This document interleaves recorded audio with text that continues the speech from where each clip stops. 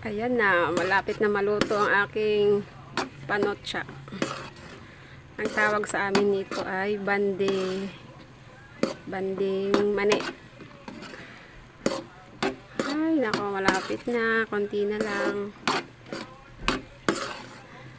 Salamat, Dodong, sa pagpadala ng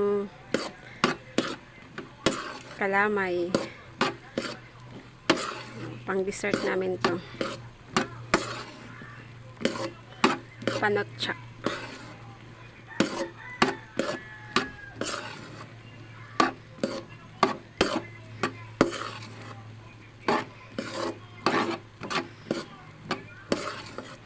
Naka-homemade din ng banding mani.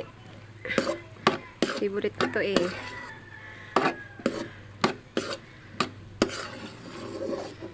Ayan na mga guys. Wait, sasalin ko na sa aking lagayan. Mga boss, ang aking homemade panotcha. Diba? Ang lalaki ng mga nagawa ko. Walang hurmahan eh, kaya ayan. Kahit anong laki na lang. Yummy. Panotcha. Kababaliktad ko pa lang. Basa pa. Pinabaliktad eh.